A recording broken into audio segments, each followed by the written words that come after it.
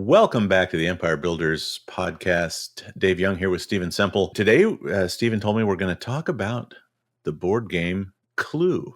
Colonel Mustard in the library with the candlestick, something like that, right? There It's you been go. a long time. It's been a long time since I've played Clue. Did you play Clue much as a kid? Not really. No? Okay. It just was never my type of game, and I'm not sure why. Okay. Well, because you would have had to play with your sisters. That's probably the Yeah, that's probably it.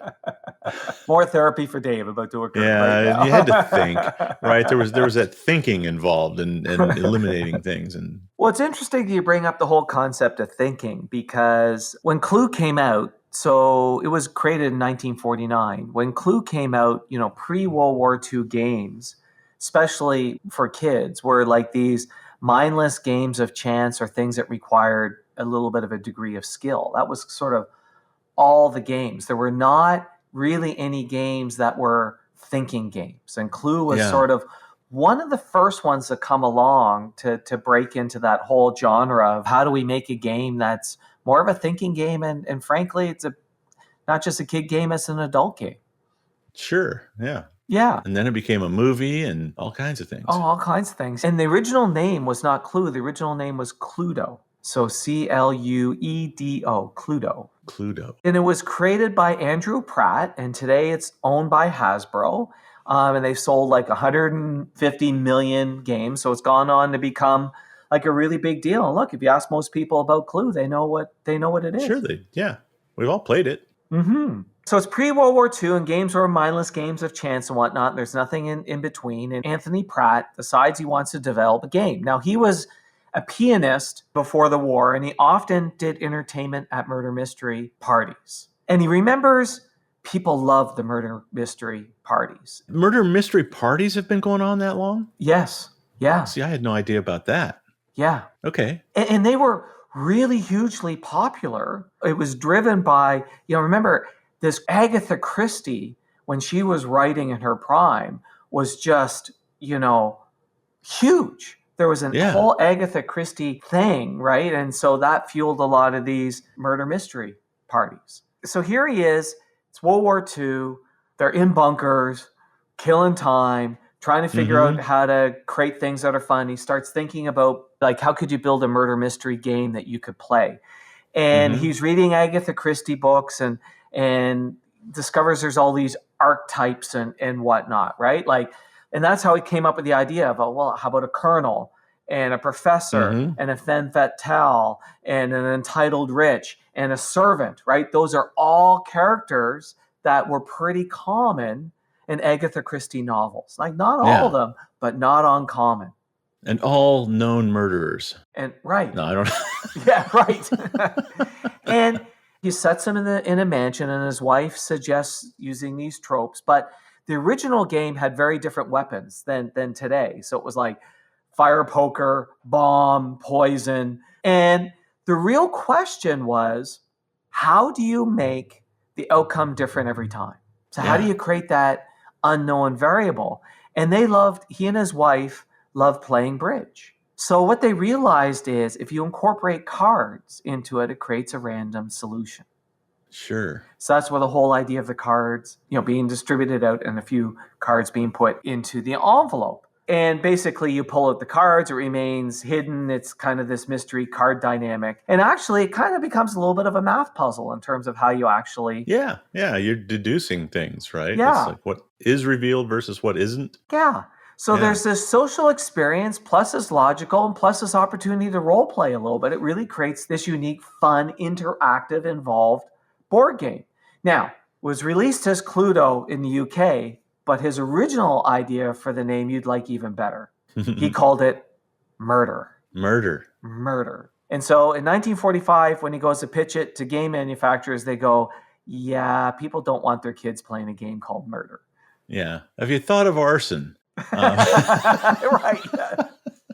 So he sells it to this company called Waddington's, which is a big game company in the UK. They liked the game, didn't like the name, so they call it Cluedo. They also changed the weapons at that point more to household items. Okay. So pipe wrench, rope, candlestick. Yeah. There's a problem, though. So Waddington's has bought the game. There's still a lot of rationing. Like, we forget at the end of World War II in Europe how long rationing went on for. My parents immigrated from the north of Ireland to Canada in 1954. Okay. And my mom will talk about how there weren't many things still being rationed, but there were some things still rationed in the UK in 1954. That's like a Wow. decade after the Yeah. end of World War II, and there was still rationing. And one of the things that surprised them is when they arrived in North America is just the abundance of stuff, Yeah. like the shelves being full. That was just All we had to do was stop shipping stuff to Europe and the Pacific, and all of a sudden the stores are full again. yeah, but rationing on certain key things still went on for a long time. So basically, his game's kind of on hold indefinitely. Like 4 years later, it's 1949, and they still haven't been able to come up with enough cardboard to publish this game in the UK. But Watson, who works at Waddington's, he comes up with a workaround. And what he decides to do is they have a relationship with Parker Brothers. So he approaches Parker Brothers and he says, why don't we do this in the US? Why don't we publish this game in the US? But they rename it Clue. Stay tuned. We're going to wrap up this story and tell you how to apply this lesson to your business right after this. What? Message. What? No. What is the message? How? Media. What? Not what, but how. How is media? Which is first? Message. What you have to say is first. But I thought how was first. No, media is second. How the message is delivered is less important than what you have to say. Your message. So the message is key? Yes. Oh, and you can book your free starter session on this podcast website. Back to you, Dave. Dave?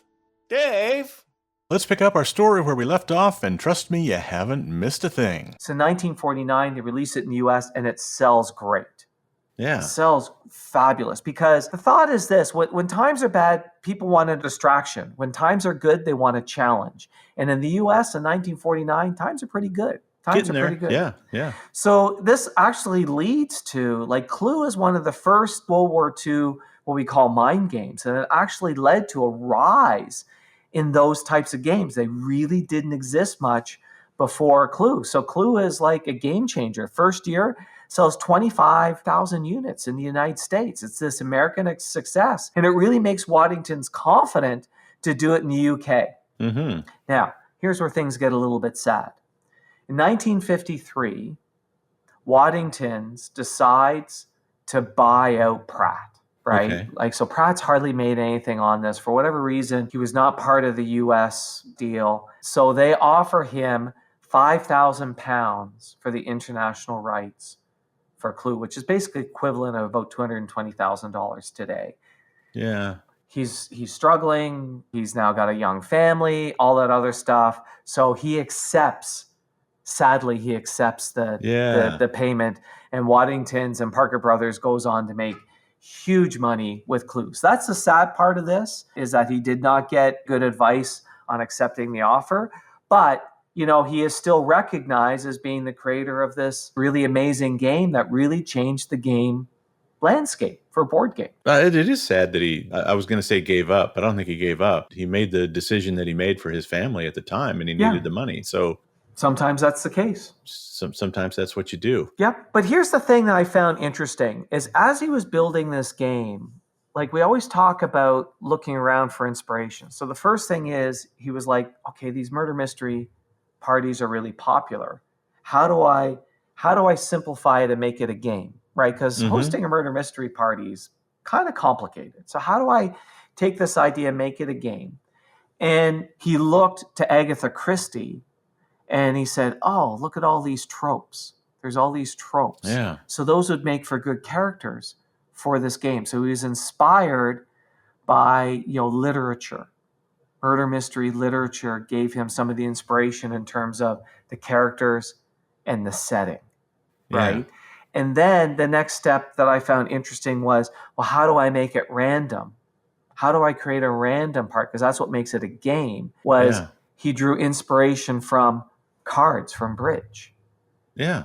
Have you read anything about, is there a thread that connects Clue to phenomenon like Dungeons and Dragons? You're playing this fantasy game that's also random driven, but but has constraints and has tropes, right? You're a warlock, or you're a troll, or you're a bard, or different roles that people play. And I would imagine that they all come from that same desire to sort of act out and solve problems. And I'm not aware of any direct link between it, but it's an interesting observation you bring up. The thing I do know from my research into it is that Clue was really the groundbreaker that made it for these types of games. It opened the way for people to start thinking about, how can I even maybe lean even further into the role playing? But even when you're doing the role playing, there needs to be this element of randomness to it. Now, the difference between Clue and Dungeons and Dragons, Clue, there's an end. Solve the mystery, you go on, you replay the game.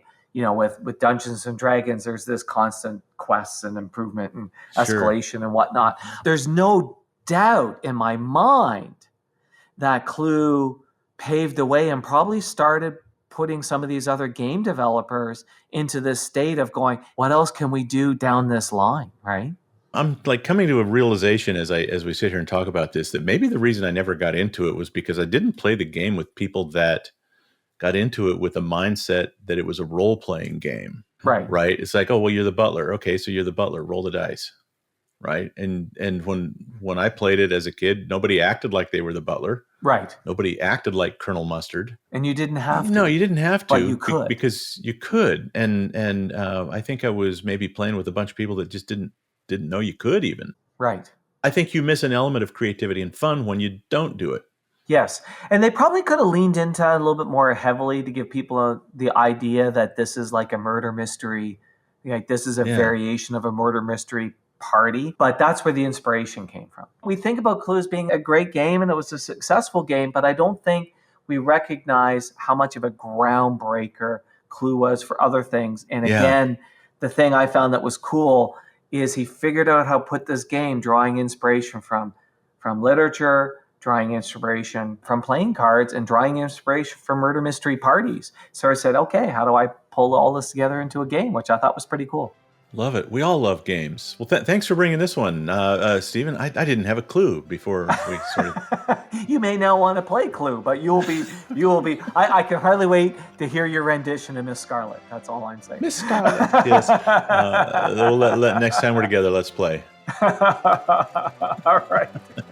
Thanks, Stephen. Talk to you later. Thanks for listening to the podcast. Please share us, subscribe on your favorite podcast app, and leave us a big, fat, juicy 5-star rating and review. And if you have any questions about this or any other podcast episode, email to questions@theempirebuilderspodcast.com.